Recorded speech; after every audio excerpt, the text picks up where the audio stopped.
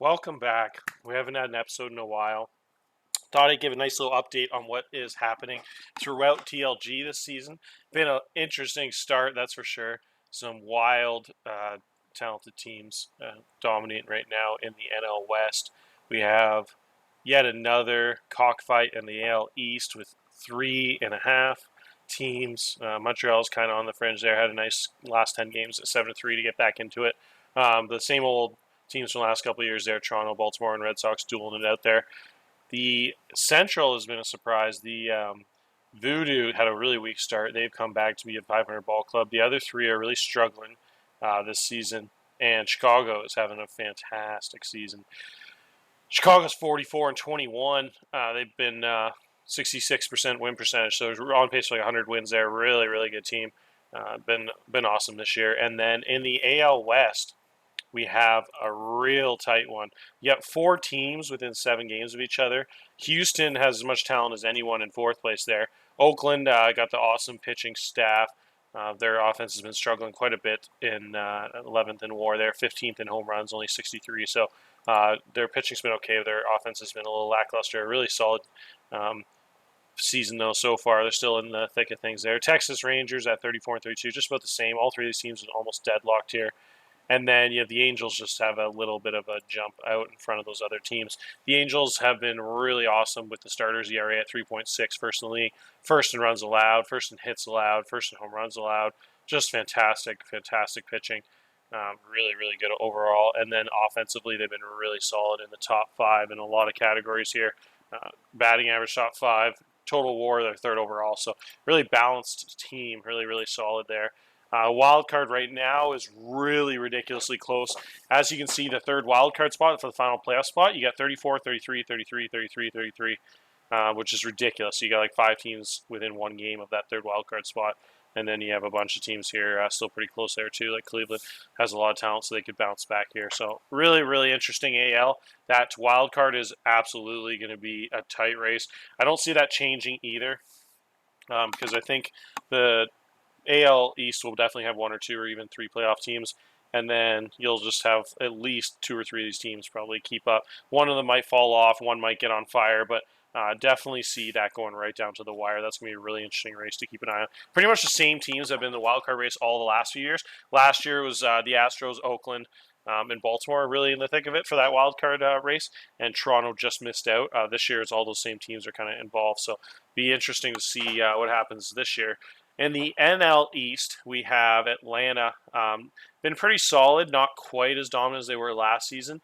They lost Zach Gallen, and they had a little bit of regression out of Garrett Cole, who's on the injury list. He's kind of lost some ratings here. He's finally starting to show his age a little bit. The movement and the control fallen off a little bit, so he's not quite the stud he's been in the past. But they're still really good and first place for a reason. They have had a really good offense. Guys, a lot of really talented hitters here. Devers, Acuna, Freeman are about as good as it gets as 3, 4, 5 hitters in the league. Mauricio's having a big year, so really, really, really good team there. Next up, me and the Mets and Washington have round out within 4 games of each other. We've all struggled quite a bit. My hitting has been atrocious. The Mets really in a rebuild year, but they're playing pretty well because of their pitching. The pitchers are still really good. Abner, Beaver, Diamond, really talented dudes. So they've traded away some talented hitters and stuff, but they still got good enough pitching there to play really solid. And a couple guys are hitting really well. A lot of high batting averages, not a lot of home runs. So they've just been kind of consistent. Some good pitching and some really solid high contact hitters at the top of the lineup there have gotten them enough runs to be almost a 500 ball club. Really, really interesting season out of them, even though they're trying to rebuild. Washington had a really tough last couple of weeks. They got absolutely demolished by the Colorado team we'll talk about in a bit here, and lost a couple games in Miami this sim. Kind of broke even this sim, but they look a little better than a 28-win team. Sorry, 28-38 win, 28-38 team to me. They got really good players all across the board here, and they got Matt Manning, and then they got Blake Snell is coming back pretty soon here. It looks like he had some major aggression, though. He lost his control, so that's really unfortunate. It doesn't look like he's going to be the same dude post-injury. I was a little bit worried that might happen, but it could still be solid. He's a good lefty with still has 4 good pitches. So we'll see what happens. But that's a pretty rough regression out of him post injury. I had the same thing. I don't know if you guys saw my message on the general. I had an absolute brutal. One here is Abar, just like went from like one of the top relievers in baseball. You look at how dominant he's been the last few seasons. Last year he had .1 home runs per 9.4. The movement, look at these low numbers. Anything below 1 is fantastic. He was at .1, so in like 107 innings he had like 1 home run allowed or something in one of the hardest ballparks. So he was like top 3 reliever in baseball that year, top 5 reliever in baseball last year. 32% strikeout rate, just insane numbers. And then as you can see, that was with like 70, 70, 45. He's fallen all the way to 30, so he really lost his shit. Pretty much not even a major league pitcher at this point. He cannot really play against he can't really play against righty hitters at all anymore because he's just a 2-pitch guy now. So his ratings go down the drain against righties. Still can play against lefties, but really he's just a 2-pitch guy, fastball slider that just gets lefties out. So probably like a lefty specialist, but 30 control is so low, especially from a ground ball guy. You just are not going to get through many innings cleanly with those low ratings now, and he's not going to be striking out over 20% of guys like he used to. He's at 30 every year. He's probably going to be at like 20 now. So unfortunately, I just signed him to that big deal, couple of years extension right before he got that major injury. So I'll have to be on the books for almost $10 million next couple of years for that. So that happens. That happens with old pitchers. So it's a risk you take. So the the NL East done. NL Central, we have a really, really good couple teams here at the top. Pittsburgh and Cardinals teams are loaded just like they've been the last couple of years. Kind of the same as it was last year, I think, from the Cardinals are up early in the season there, and Pittsburgh kind of caught up last year a little bit. Cardinals stayed on top, I think, till the end. I can't really remember exactly. But yeah, so the Cardinals this year, 41 and 24, one of the best teams in baseball, 63% win percentage. Just a ridiculous lineup led by the best player in baseball. Robert Puasson's on pace for 10 WAR again. Really taking the mantle as like the current generation, like A-Rod, just absolute dominant player. Probably even better than A-Rod was, just because A-Rod wasn't quite as good defensively and batting average. They're really similar offense profiles where they're both just major talents, but the running is a lot better than A-Rod's ever was too. A-Rod wasn't a 75 runner with 80 stealing. So Boston's one of the most talented players in baseball history, according to TLG's timeline. The guy is just has absolutely no flaws and just an absolute ridiculous profile. So he's just leading that team, and they have some really good pitching. They just shut me out like 2-0 game. You got Quincy McCaffrey finally starting to live up to his potential. He's always had crazy ratings with like 70s, 75 contact for a while there, 65 at 30 years old, 65 across the board with low gap power. But he's on pace for 9.5 WAR, which is unbelievable because that's only that's with some really negative defense too. You just see how good his offense, 200 WRC plus. So absolutely insane offensive profile, and he's always had those ratings, but he's never been over like 3 or 4 WAR.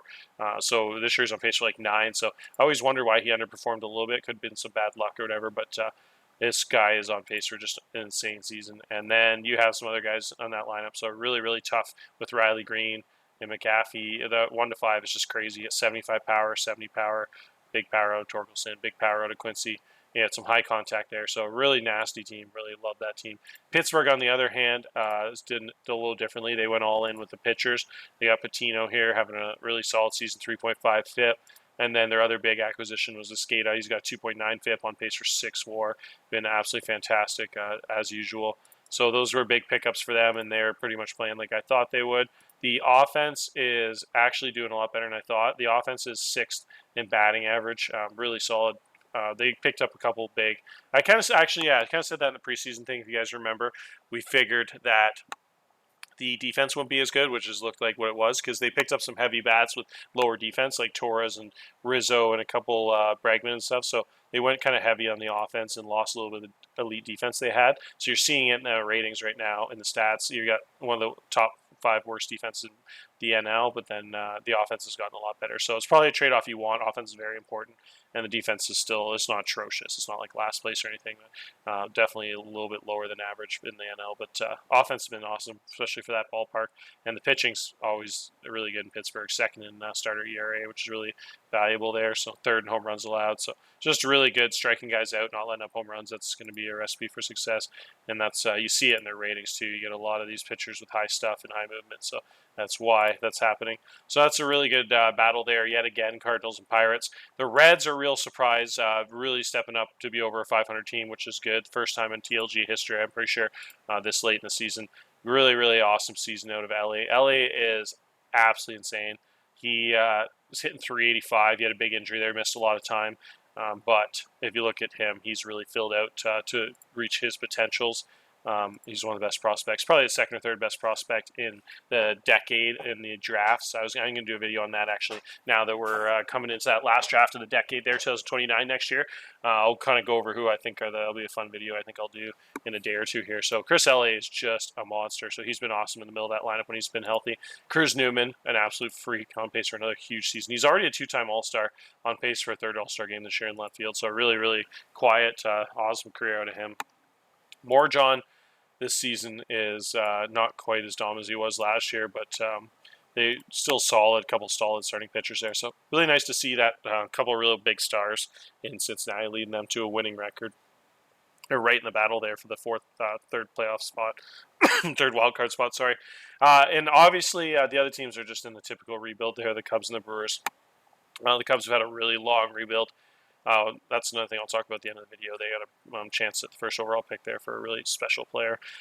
Colorado is just, we don't have to talk about that much. I think everyone knows the story. Just ridiculous. They probably one of the best offenses in the history of baseball. First place in absolutely everything. They're hitting 320.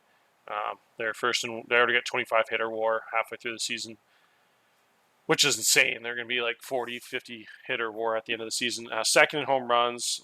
So if you're hitting that much power, second in home runs, but you're still first in least strikeouts offensively, that's just amazing combination there. And on top of all the contact hitting, once they get in base, are a nightmare in the base pass with almost 40 stolen bases. So just absolutely insane. And then the pitching has been top 5 in the NL, first in strikeouts, best defense. Just one of the best teams, I think, in the history of baseball.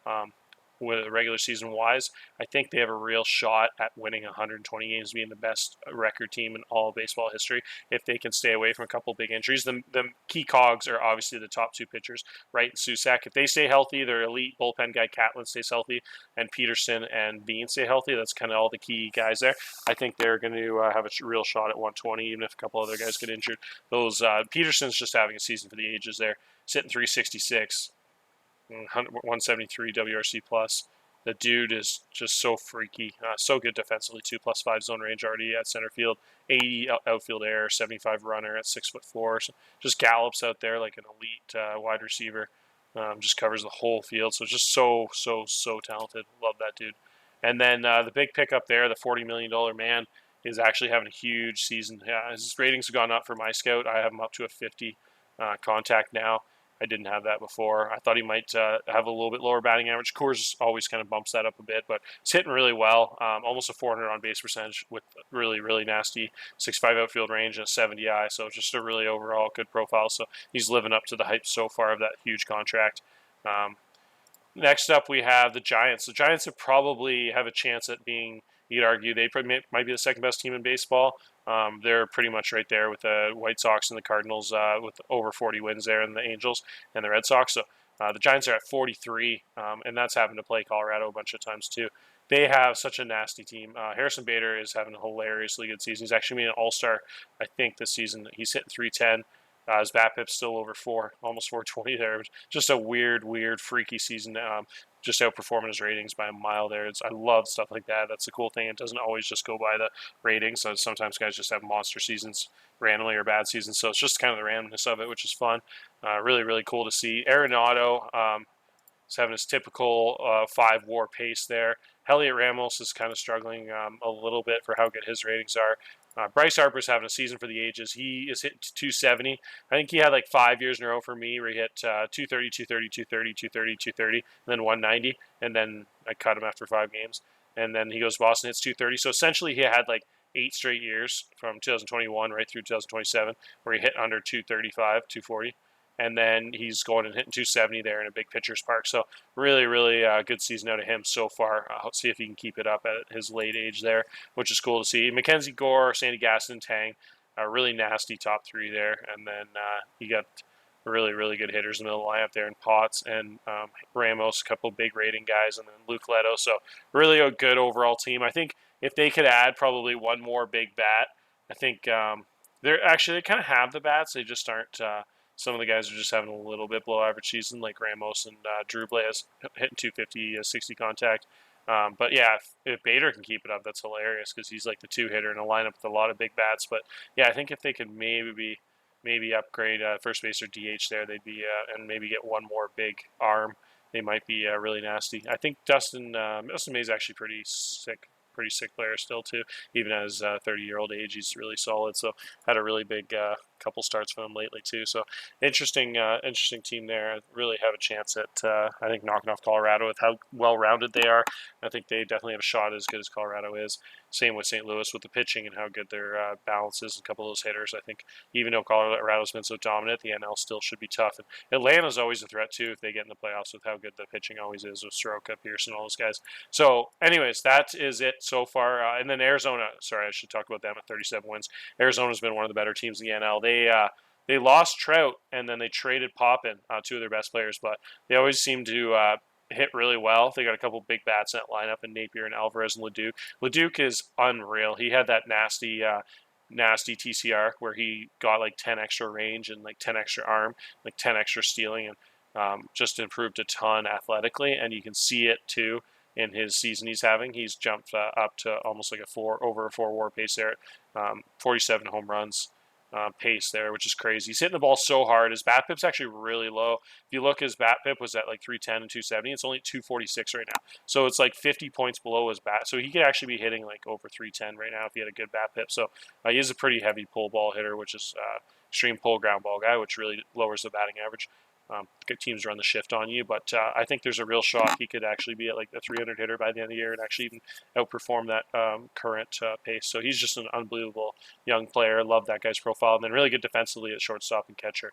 And then the huge season out of O'Neal Cruz. This guy always seems to outperform his ratings every single season in TLG. If you look at it right off the top, I always see like 45, 50 contact, 35 void K. So he should, like, normally a guy with that and a low I is only going to hit like 220, 230, and then they're not going to hit for a ton of power if the contact and void K are so low and the I is low.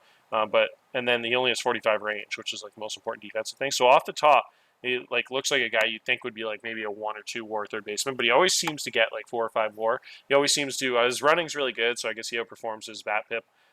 Has high bat pips and makes his average a little higher, and then he always seems to hit a lot of home runs with that lefty power stroke. 60, 65 power versus the two pitcher sides, and then he always seems to play pretty good defense. Big arm helps him out, so and he steals a couple bases. So, anyways, he always has a weird profile, and he always seems to, in my opinion, outperform his ratings quite a bit. And he's doing it again. He's almost on pace for 4 WAR, which is a really cool pickup for $8 million for a 1-year deal. So, really, really good pickup by Gamma, and that's making a big difference here.